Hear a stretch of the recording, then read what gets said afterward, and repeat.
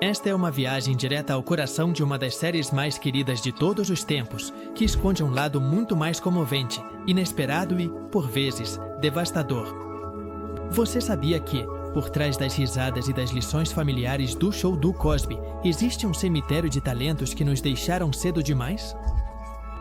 Estrelas que um dia iluminaram a tela com carisma e calor humano e que hoje descansam na memória daqueles que ainda nem sabem que elas já não estão mais entre nós. Merlin Santana e Stanley. Será que um sorriso adolescente pode se tornar símbolo de uma geração e depois ser apagado de forma tão abrupta que o eco dessa perda ainda ressoe décadas depois? No caso de Merlin Santana, a resposta é sim. Seu nome não só remete a um dos rostos mais queridos de The Cosby Show, mas também à tragédia de um talento jovem que brilhou intensamente e se apagou cedo demais. Era 1991 quando ele apareceu pela primeira vez como Stanley, o melhor amigo de Theo Stable.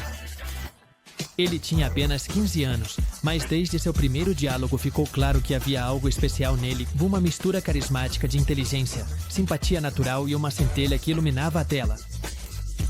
Não demorou muito para que Stanley se tornasse um personagem recorrente e querido. Merlin não só trouxe comicidade, mas fez isso com uma desenvoltura que surpreendia para a sua idade. Ele tinha o raro dom de se conectar com o público, algo que muitos atores com décadas de experiência não conseguem. Depois de sua passagem por The Cosby Show, sua carreira continuou em ascensão.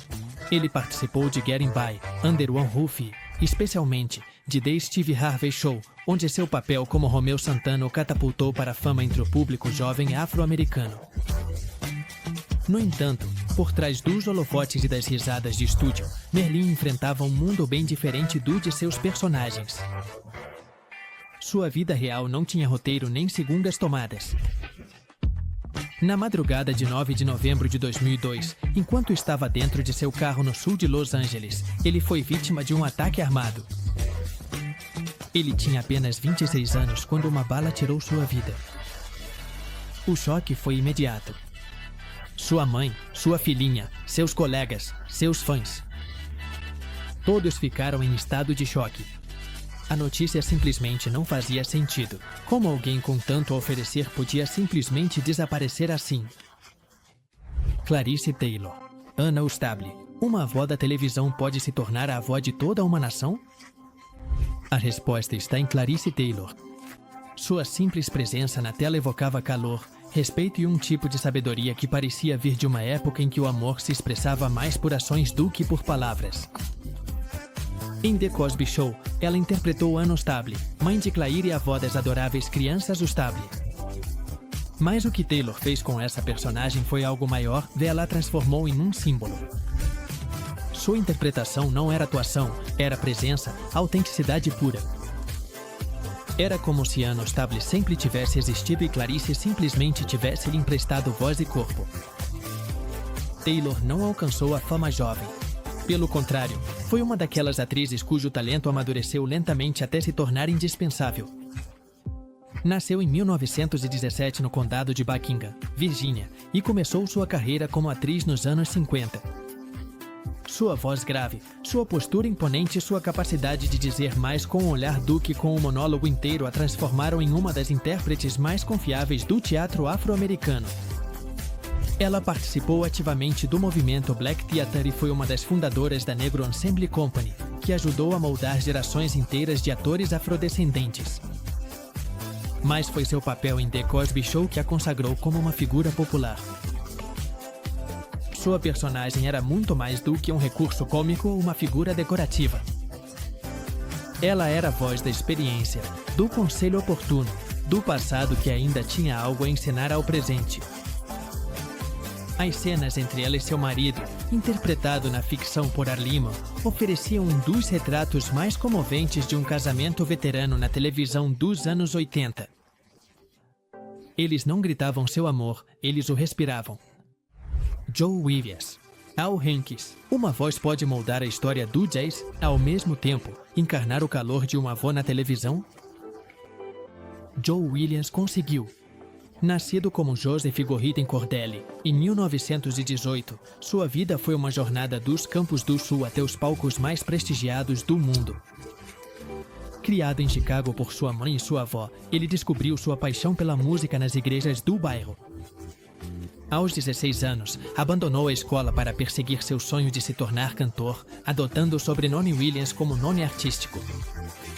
Sua carreira decolou na década de 1950, quando se juntou à orquestra de Count Basie. Com sua voz de barítono distinta, Williams trouxe uma nova dimensão ao jazz, gravando sucessos como Every Day Have the Blues e Alright, Oka e O Win. Sua colaboração com Basie não só revitalizou a banda, como também o estabeleceu como uma figura central no mundo do jazz. Ao longo de sua carreira, Williams trabalhou com lendas como Ella Fitzgerald, Sarah Vaughan e Cannonball Adderley. Sua versatilidade lhe permitiu transitar com facilidade entre o jazz, o blues e as baladas, conquistando o apelido de Imperador do Blues. Além do sucesso musical, Williams também se aventurou na atuação, aparecendo em filmes e programas de televisão. Michelle Thomas, Justine Phillips. O que se perde quando uma estrela jovem se apaga antes de alcançar seu auge? A história de Michelle Thomas é daquelas que não só emocionam, mas também nos fazem refletir sobre a fragilidade dos sonhos, mesmo daqueles que parecem brilhar intensamente no firmamento televisivo. Quando apareceu pela primeira vez como Justine Phillips, a encantadora namorada de Theo Stable em The Cosby Show, não demorou para conquistar o coração do público. Não era só a sua beleza que se destacava, mas também sua doçura natural, seu sorriso radiante e aquela rara capacidade de transmitir honestidade emocional em cada cena. Michelle não era uma atriz improvisada. Filha do lendário saxofonista do Kool e The Gang, Dennis Thomas, ela cresceu entre acordes musicais, palcos e camarins, mas também em um lar que valorizava a educação. Ela se formou na Escola de Artes Cênicas de Nova York, onde desenvolveu uma disciplina artística impecável. Depois do seu sucesso em The Cosby Show, sua carreira decolou ainda mais com seu papel inesquecível como Mira Moncouse em Family Matters. Lá, como eterna apaixonada por Steve Urkel, ela consolidou uma imagem adorável que até hoje é lembrada com carinho. Nos bastidores, Michelle era igualmente charmosa. Ela tinha uma ética de trabalho impecável, era gentil com seus colegas e nunca buscava destaque fora das telas. Mas em 1997, seu mundo mudou para sempre. Ela foi diagnosticada com um câncer de estômago raro e agressivo. Ainda assim, sua determinação não se abalou. Ela continuou trabalhando, participando de projetos enquanto passava por tratamentos invasivos. O que mais comovia era sua atitude. Ela se mostrava forte, positiva e sempre preocupada com os outros, mesmo em seus momentos mais frágeis. Ethel Ayler. Carrie Hankins. Uma atriz pode transformar sua história pessoal em uma interpretação que ressoe com autenticidade e profundidade? Ethel Ayler fez isso de forma magistral. Nascida em 1º de maio de 1930 em Whistler, Alabama, Ayler cresceu em um ambiente marcado pelas restrições do sul segregado. Desde cedo, ela demonstrou uma paixão pelas artes, o que a levou a estudar canto na Universidade Fisk, uma instituição historicamente afro-americana. Sua formação vocal a preparou para uma carreira que se estenderia por mais de 5 décadas no teatro, cinema e televisão. Ayler começou sua carreira no teatro estreando em 1957 na peça off-Broadway, Simple Avenue, de Langston Hughes. Nesse mesmo ano, ela fez sua estreia na Broadway como substituta de Lena Horne no musical Jamaica. Ao longo dos anos, participou de produções notáveis como The Black Jack Long Show, dividindo o palco com futuras lendas como James Earl Jones e Cicely Tyson. Sua versatilidade e talento a levaram a fazer parte do elenco original de Fences, de August Wilson, e a interpretar o papel de Adie na remontagem de The Little Foxes em 1997.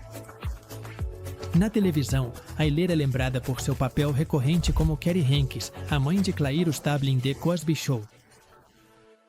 Apesar de ter aparecido em apenas 6 episódios entre 1984 e 1992, sua interpretação deixou uma impressão duradoura. Curiosamente, Ayler era apenas 18 anos mais velha que Felicia Rashad, que interpretava sua filha na série. Sua personagem, cheia de sabedoria e calor humano, refletia a essência das matriarcas afro-americanas, oferecendo conselhos e apoio à sua família na ficção. Conde Ima. Russell Stable. O que é preciso para transmitir sabedoria sem dizer uma palavra? No caso de Arliman, bastava um olhar. Sua presença em The Cosby Show como Russell Stable, o pai de Cliff, era serena, autoritária e profundamente cativante. Toda vez que ele aparecia na tela, algo parecia diferente. A série se tornava mais humana, mais enraizada na experiência de vida. Ele não era apenas um personagem, era uma força, uma âncora emocional que equilibrava as loucuras da casa Stable com a serenidade de um patriarca que já tinha visto de tudo. Nascido em Rocky Mount, Carolina do Norte, em 1926, Arliman cresceu no Brooklyn, onde descobriu sua paixão pelo teatro ainda jovem. Não demorou muito para que ele se tornasse uma figura de destaque na cena dramática americana. Mas onde ele realmente brilhou foi nos palcos europeus, especialmente na Noruega, país ao qual estava profundamente ligado tanto pessoal quanto culturalmente. Na verdade, ele falava norueguês fluentemente e atuou durante anos no Teatro Nacional de Oslo, tornando-se um dos poucos atores afro-americanos a alcançar esse nível de reconhecimento no teatro escandinavo. Apesar de sua extensa carreira em peças de Shakespeare, Elaine Stritch. Senhora McJ. O que acontece quando uma atriz se torna uma lenda não por esconder suas cicatrizes, mas por mostrá-las com orgulho? Elaine Stritch nunca teve medo de ser ela mesma, seja nos palcos, nos sets de televisão ou em sua vida cotidiana. Sua participação em The Cosby Show como excêntrica senhora McJ foi breve, mas deixou uma marca inesquecível graças ao seu caráter inconfundível. Enquanto muitos atores suavizam suas arestas para se encaixar, Elaine as afiava e transformava em arte. Nascida em Detroit em 1925, Elaine não era uma figura comum no mundo do entretenimento.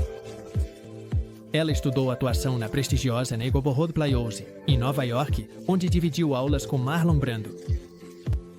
Desde o início, ela sabia que não queria ser apenas mais uma atriz. Ela queria dominar os palcos. E foi exatamente isso que ela fez. Com uma carreira que abrangiu teatro, cinema e televisão, Stritch se tornou uma figura venerada, temida, admirada e, acima de tudo, inesquecível. Seu estilo era direto, seco, afiado. Ela conseguia arrancar risadas e lágrimas com a mesma frase. Embora seu legado tenha sido consolidado principalmente na Broadway, com atuações icônicas como In Company, de Stephen Sondheim, ela também deixou sua marca na televisão. Em The Cosby Show, interpretou uma vizinha que não se encaixava no molde tradicional do programa, barulhenta, franca, um pouco caótica, mas profundamente humana. Ela era uma raridade encantadora, como tudo o que fazia. Stritch não interpretava seus personagens, ela os vivia com uma autenticidade quase abrasiva. Bill Gunn, Homero. E seu verdadeiro gênio nem sempre ocupa o centro do palco, mas caminha pelas margens, construindo uma arte que o mundo ainda não está pronto para entender. Bill Gunn é um desses nomes que raramente são mencionados em voz alta, mas cuja influência ressoa como um eco persistente na história do cinema e da televisão afro-americana. Sua breve aparição como Homer, amigo do Uso Stable em The Cosby Show, é apenas um pequeno fragmento de um legado muito mais vasto, muito mais subversivo e, sem dúvida, muito mais visionário. Nascido em 1934 na Filadélfia, Bill Gunn foi um artista multidisciplinar, ator, roteirista, dramaturgo e, acima de tudo, um diretor que quebrou paradigmas. Embora na televisão tenha assumido papéis modestos, como sua participação na popular série de Bill Cosby, seu verdadeiro fogo criativo ardia por trás das câmeras, onde explorava os cantos mais sombrios e poéticos da experiência negra nos Estados Unidos. Seu estilo não era complacente nem comercial.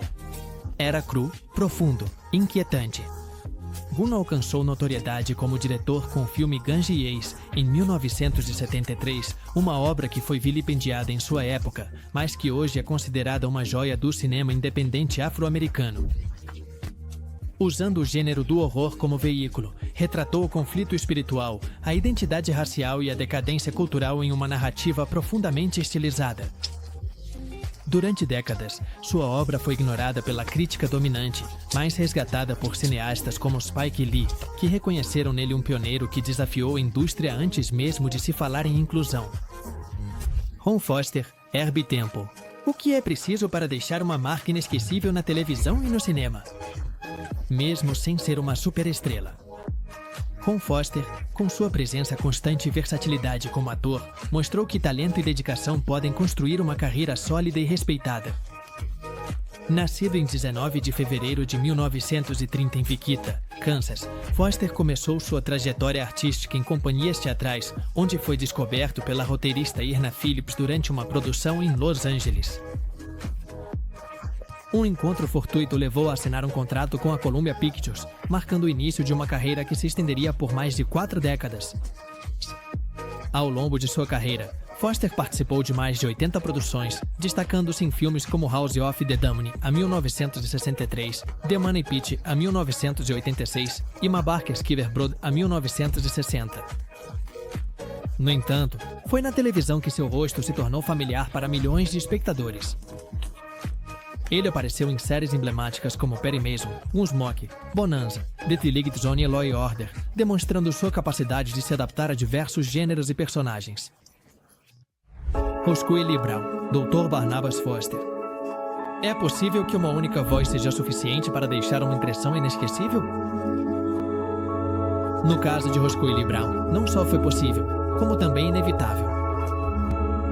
Sua voz grave e refinada era como um instrumento afinado com precisão, capaz de evocar sabedoria, dignidade e um magnetismo impossível de ignorar.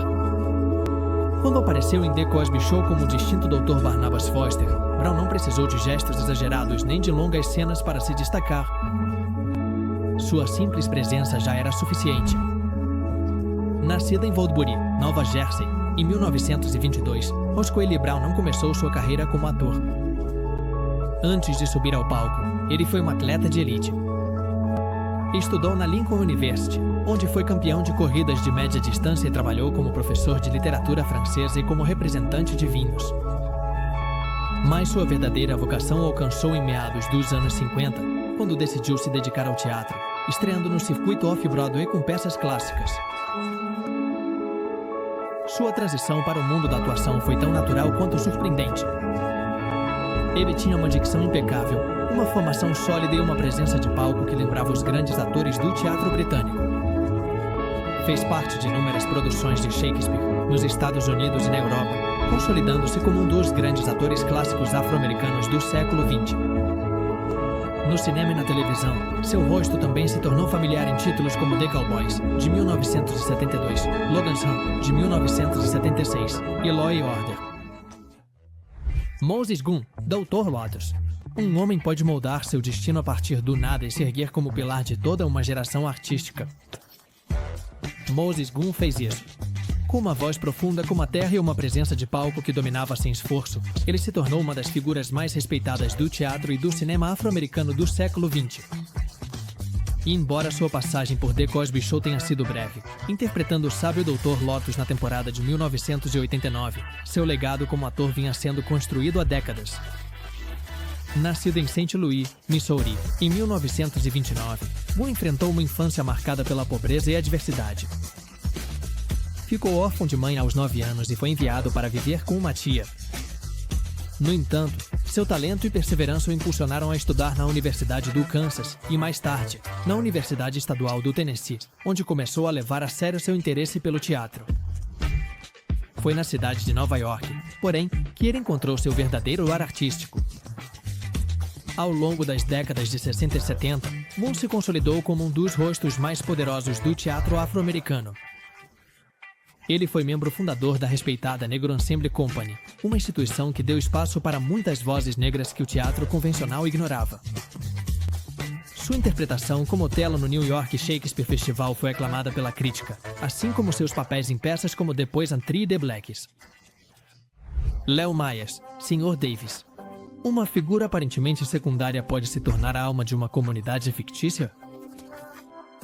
Leo Myers conseguiu isso com sua interpretação do Sr. Vernon Baines em Um Mundo Diferente, o spin-off de The Cosby Show. Embora sua participação em The Cosby Show tenha sido breve, seu personagem, o Sr. Davis, deixou uma impressão duradoura. Myers trouxe uma autenticidade e calor que ressoaram profundamente com o público. Nascido em 26 de setembro de 1935 em Chesapeake, Virgínia Ocidental, Léo Myers descobriu sua paixão pelas artes desde cedo. Depois de servir na Força Aérea dos Estados Unidos, ele se formou em Sociologia pela Universidade Estadual da Virgínia Ocidental e fez mestrado em Belas Artes em Teatro na Universidade de Nova York. Sua formação acadêmica e sua experiência de vida enriqueceram sua abordagem como ator, permitindo-lhe dar aos seus personagens uma profundidade e humanidade notáveis. Myers começou sua carreira no teatro, estreando na Broadway em 1975 como Reverendo Moselle em The Fast Breeze of Summer. Jerome Dempsey, Dave. Um ator coadjuvante pode deixar uma impressão tão duradoura quanto a de uma estrela principal? Jerome Dempsey, com sua presença constante e versatilidade como ator, demonstrou que talento e dedicação podem construir uma carreira sólida e respeitada. Nascido em 1º de março de 1929 em St. Paul, Minnesota, Dempsey iniciou sua trajetória artística em companhias teatrais locais, onde foi descoberto por seu talento nato para a atuação. Esse encontro fortuito levou a ingressar no Actors Studio em Nova York durante a década de 1960, marcando o início de uma carreira que se estenderia por mais de 4 décadas. Ao longo de sua carreira, Dempsey participou de inúmeras produções teatrais, destacando-se em peças como Drácula 1977, onde interpretou Abraham Van Helsing, papel que lhe rendeu um prêmio Drama Desk. Sua versatilidade e talento o levaram a trabalhar no cinema e na televisão, aparecendo em filmes como Network, a 1976, O Segredo do Meu Sucesso, a 1985 e Na Roda da Fortuna, a 1994. Na televisão, seu rosto se tornou familiar para milhões de espectadores, aparecendo em séries emblemáticas como The Cosby Show, onde interpretou Dave, um eletricista que trazia estabilidade e sabedoria à narrativa familiar. Em The Cosby Show, Dempsey interpretou Dave, um personagem secundário, mais significativo, que trazia estabilidade e sabedoria à narrativa familiar. Sua atuação, embora breve, refletia a experiência e o profissionalismo que o caracterizavam. Dempsey tinha a habilidade de dar a cada personagem uma autenticidade que ressoava com o público, tornando até mesmo os papéis mais modestos em algo memorável. Lynn Thigpen, Sra. Woodson. Pode uma voz, mais do que um rosto, se tornar um símbolo de autoridade e mistério para toda uma geração? Lynn Thigpen não apenas encarnou figuras imponentes nas telas, mas também deixou uma marca indelével na memória coletiva graças à sua voz inconfundível, seu olhar penetrante e seu domínio absoluto do palco. Quando interpretou a Sra. Woodson em The Cosby Show, sua aparição foi breve, mas precisa. O tipo de atuação que leva uma cena, não pelo que é dito, mas por como o silêncio é sustentado. Nascida em Joliet, Illinois, em 1948, Thigpen não era uma atriz que buscava protagonismo superficial.